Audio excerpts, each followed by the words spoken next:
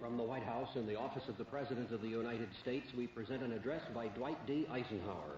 This is the farewell address for President Eisenhower, whose 8 years as chief executive come to an end at noon Friday. Mr. Eisenhower has chosen this time for his final speech. Ladies and gentlemen, the President of the United States. Good evening, my fellow Americans. First, I should like to express my gratitude to the radio and television networks for the opportunities they have given me over the years to bring reports and messages to our nation. My special thanks go to them for the opportunity of addressing you this evening. 3 days from now, after half a century in the service of our country, I shall lay down the responsibilities of office as, in traditional and solemn ceremony, the authority of the presidency is vested in my successor. This evening, I come to you with a message of leave-taking and farewell, and to share a few final thoughts with you, my countrymen.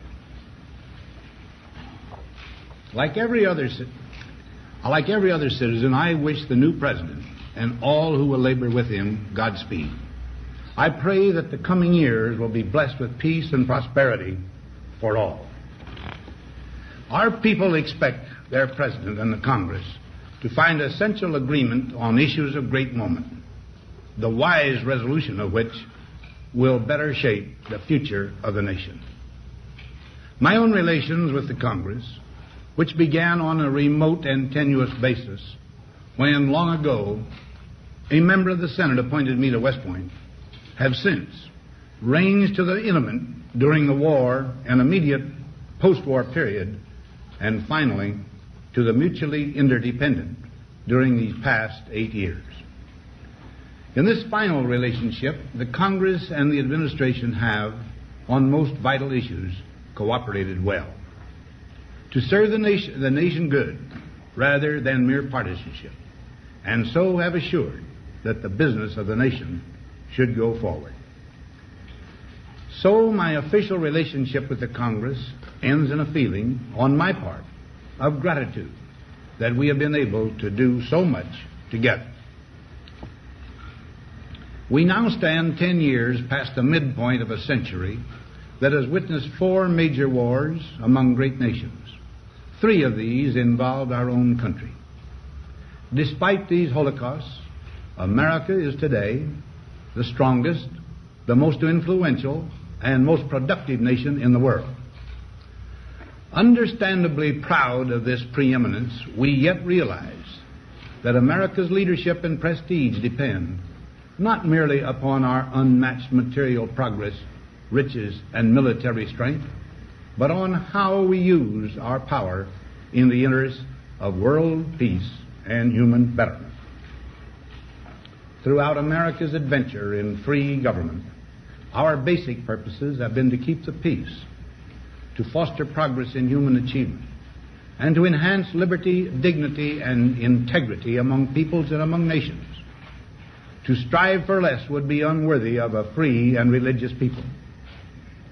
Any failure traceable to arrogance or our lack of comprehension or readiness to sacrifice would inflict upon us grievous hurt, both at home and abroad.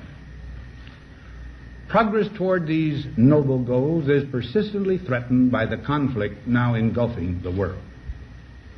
It commands our whole attention, absorbs our very beings. We face a hostile ideology, global in scope, atheistic in character, ruthless in purpose, and insidious in method. Unhappily, the danger it poses promises to be of indefinite duration. To meet it successfully, there is call for not so much the emotional and transitory sacrifices of crisis, but rather those which enable us to carry forward steadily, surely, and without complaint, the burdens of a prolonged and complex struggle with liberty, the stake. Only thus shall we remain, despite every provocation, on our charted course toward permanent peace and human betterment. Crises there will continue to be. In meeting them, whether foreign or domestic, great or small, there is a recurring temptation to feel that some spectacular and costly action could become the miraculous solution to all current difficulties.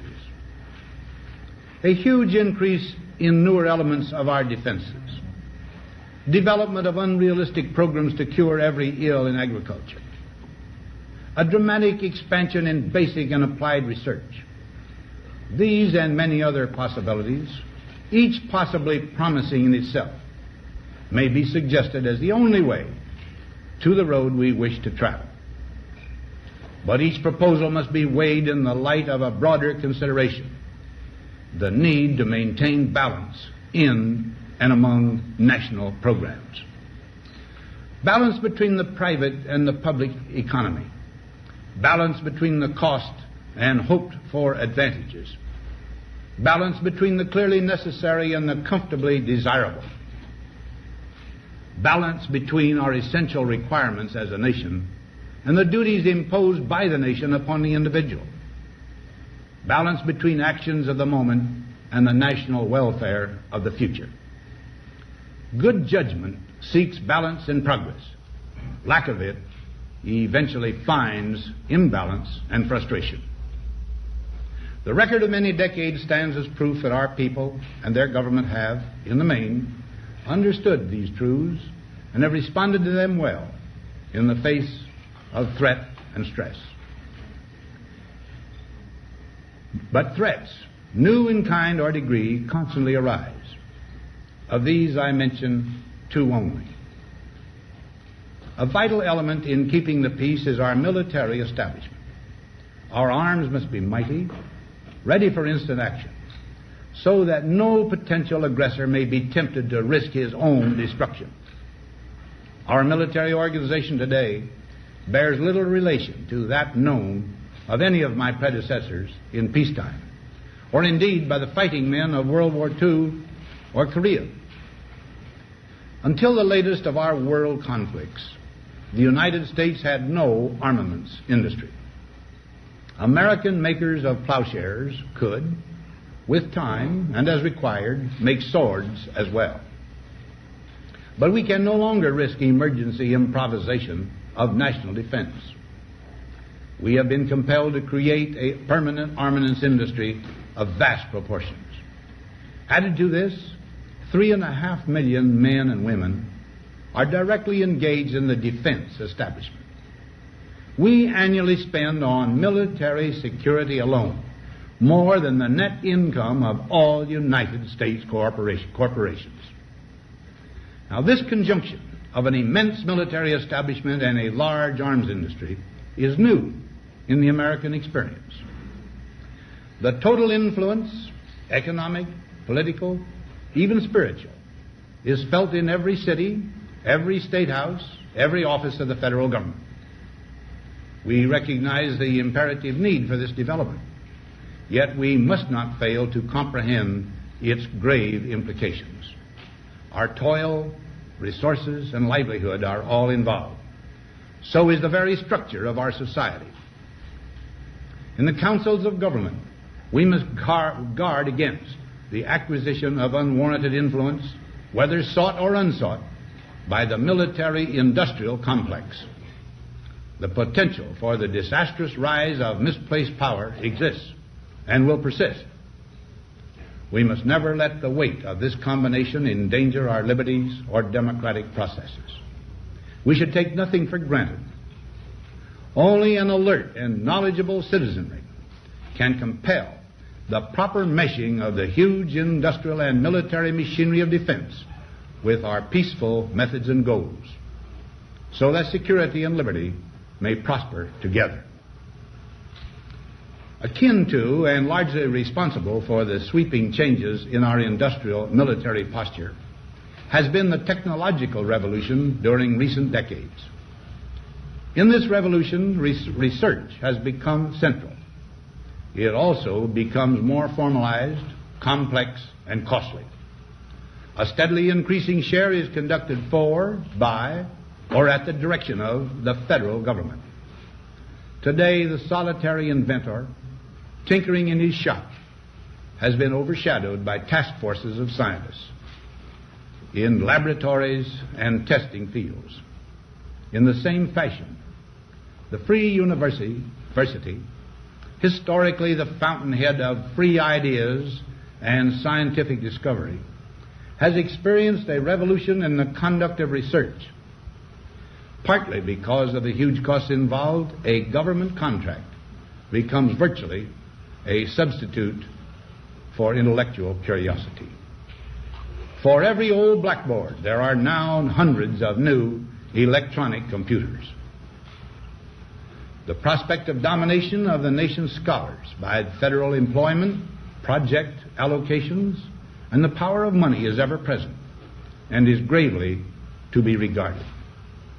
Yet in holding scientific research and discovery in respect, as we should, we must also be alert to the equal and opposite danger that public policy could itself become the captive of a scientific, technological elite. It is the task of statesmanship to mold, to balance, and to integrate these and other forces, new and old, within the principles of our democratic system, ever aiming toward the supreme goals of our free society. Another factor in maintaining balance involves the element of time. As we peer into society's future, we, you and I, and our government must avoid the impulse to live only for today, plundering for our own ease and convenience the precious resources of tomorrow. We cannot mortgage the material assets of our grandchildren without risking the loss also of their political and spiritual heritage. We want democracy to survive for all generations to come, not to become the insolvent phantom of tomorrow. During the long lane of the history yet to be written, America knows that this world of ours, ever growing smaller, must avoid becoming a community of dreadful fear and hate, and be instead a proud confederation of mutual trust and respect. Such a confederation must be one of equals.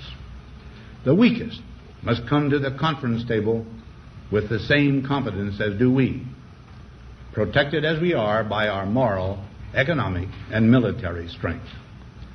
That table, though scarred by many past frustrations, cannot be abandoned for the certainty agony of disarmament of the battlefield. Disarmament with mutual honor and confidence is a continuing imperative. Together we must learn how to compose differences, not with arms, but with intellect and decent purpose. Because this need is so sharp and apparent, I confess that I lay down my official responsibilities in this field with a definite sense of disappointment. As one who has witnessed the horror and the lingering sadness of war, as one who knows that another war could utterly destroy this civilization, which has been so slowly and painfully built over thousands of years, I wish I could say tonight that a lasting peace is in sight.